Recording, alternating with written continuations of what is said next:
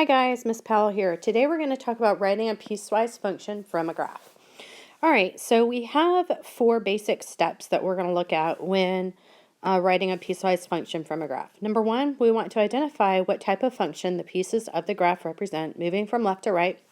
Number 2, we want to consider any transformations that may have occurred from the parent. Number 3, identify the domain restrictions. And number 4, we want to write the final answer as a piecewise function.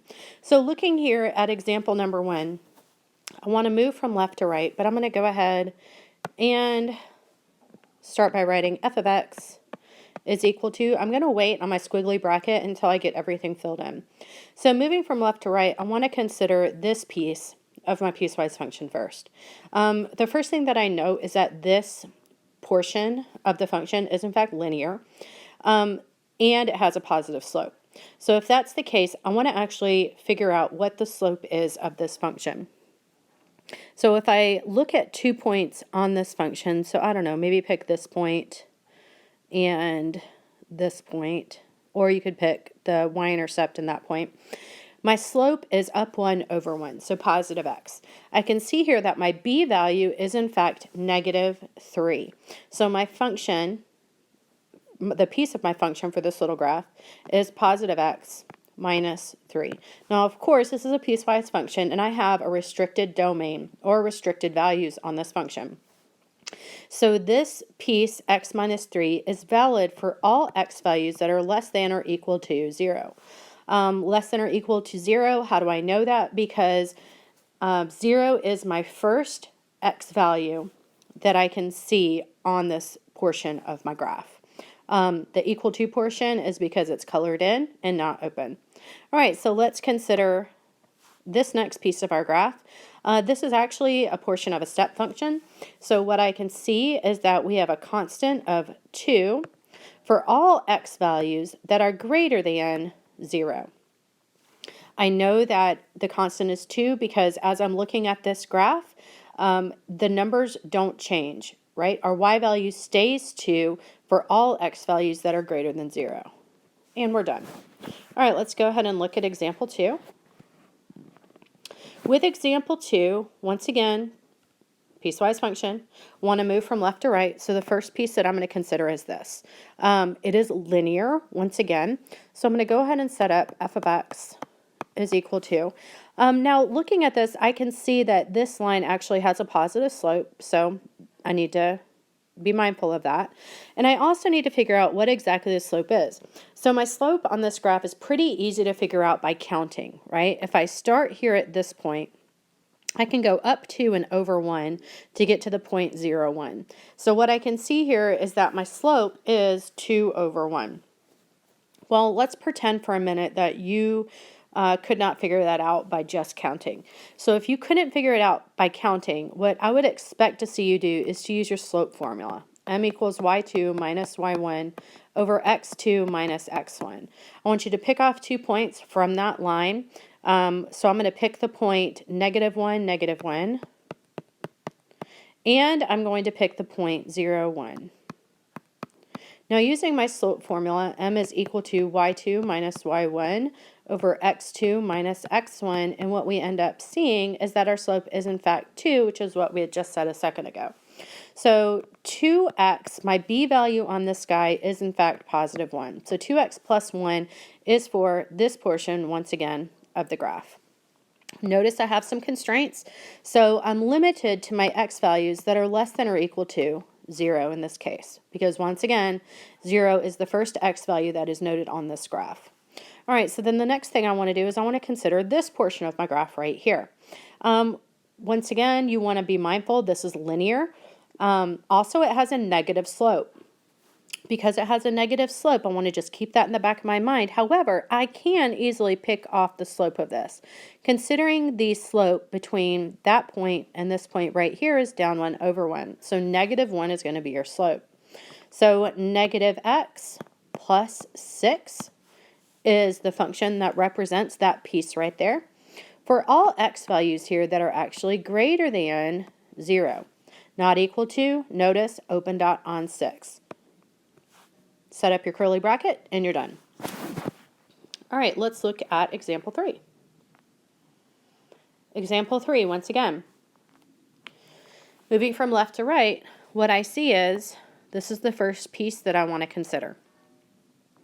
With this piece, what I can see is that it's actually going to have a negative slope, number one. But I actually need to figure out what that slope is. So I can pick 2 points off of this line to calculate the slope. So perhaps the easiest ones to consider would be this point and this point. I can simply count rise over run, and I end up with going up 2 and over 1 to the left, which means this has a slope of negative 2. If, once again, you could not figure that out by counting, you always can use your slope formula. So pick those 2 points off the graph, plug them into your slope formula, and get your slope. Thankfully for me, I can see that my b value on this graph is in fact 0. So I can go ahead and start by setting up my piecewise function, and I know that my slope is negative 2, so negative 2x. Notice your b value is 0 here. It is not necessary to put negative 2x plus 0, so I'm just going to leave it blank. However, I do need to include my constraints. So these are for all x values that are less than 2. All right, and that portion of our piecewise function is completed. Let's go ahead and look at this guy right here. So this guy is a little bit more interesting in the fact that I need to figure out, number one, my slope, and I also need to figure out what in the world is my b value. So in order to do this, I'm going to identify 2 points. So maybe the starting point, which is 2, 3, and this point here, which is 3, 4. If I count up 1 over 1, I can see that my slope is 1. Okay, so clearly we can tell that this guy, this line, has a slope of 1. The b value, though, is not easy to see. So you could, of course, go down 1 over 1 to the left, down 1 over 1 to the left, and we can see that our b value does work out to be 1. But if you are having a hard time visualizing that, what I would suggest that you do is take that slope of m equals 1 and take the point of 2, 3, and plug it into your point slope formula and figure out the equation of the line that's represented by this piece of our graph. So I'm going to take y minus y1 is equal to m times x minus x1. I'm going to plug in what I have. So y minus y1 is 3 is equal to m times x minus x1 is 2. Clean this up a bit. So we get y minus 3 is equal to x minus 2. Add 3 to each side, and what we end up getting is y is equal to x plus 1. Obviously, we have some constraints here on x, so these are for all x values that are greater than or equal to 2. Squiggle bracket, we're done. All right, let's look at example 4. All right, so looking at example 4, we can see that this problem is a little more interesting, right? Because we can see that the left-hand side here looks like half of a quadratic, right? Or half of a parabola. So we need to figure out what exactly is the equation for that parabola. Well, be mindful that all parent graphs, or the parent graph for all quadratics, are y equals x squared. So what we really want to think about is, how does this little piece deviate from y equals x squared? Well, first thing that I notice, and you guys need to be mindful of this, is that this particular graph is scaled by 2s. Okay, it's not scaled by 1s. So it's not super simple to just pick off data from this graph when it's going up by 2s, when you're used to looking at graphs that go up by 1. But what I can see here is that this vertex of this parabola appears to be located at the point 1, 0. So if it's located at 1, 0, that is different from our original parent graph, which has its vertex located at 0, 0. So what that means to us is that we have seen a horizontal shift of 1 to the right on the sky. So going to set up my piecewise function, f of x is equal to, in order to note the horizontal shift of 1 to the right, don't forget that's going to be x minus 1 squared. Okay? Then you want to ask yourself, does this have a vertical shift?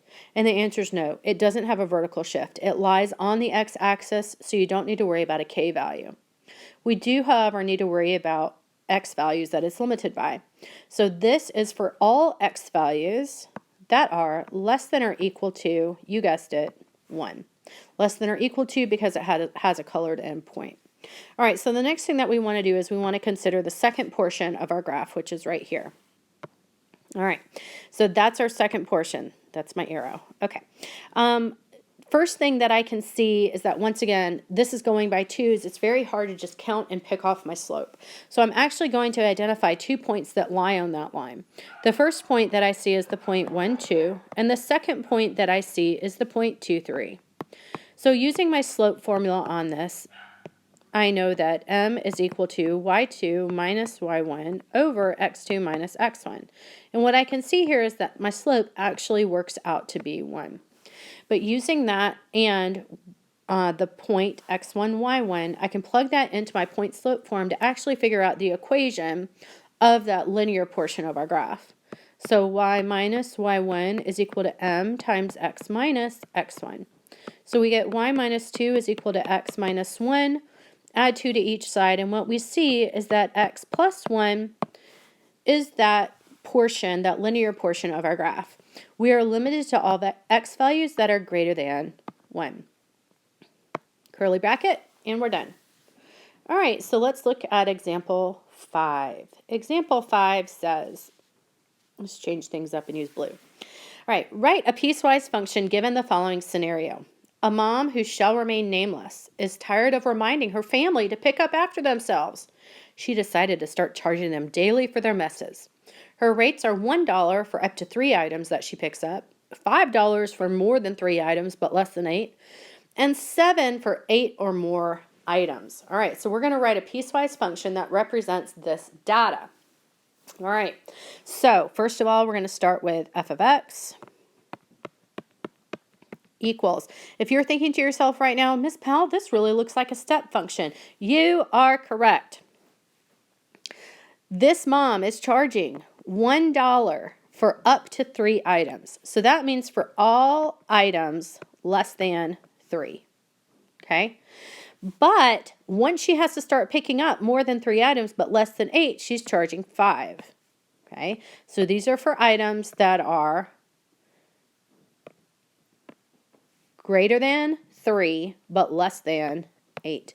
And then lastly, she's charging $7 for 8 or more items. So for the items that are greater than or equal to 8, she's charging $7. That is our piecewise function for that information. So now this question asks, using the above function, how much money will I make if I have to pick up 9 items per day for 5 days straight? A mom that should remain unnamed. All right, well, let's look at it. First of all, if I'm having to pick up 9 items per day, that means that I'm going to be charging my sweet little family $7 per day. So if I'm charging them $7 per day for 5 days straight, let's see how much money that's going to be. So 7 times 5, that goes to $35, and I am going to be so rich by the time this distance learning is over with.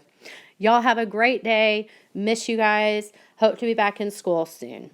Bye.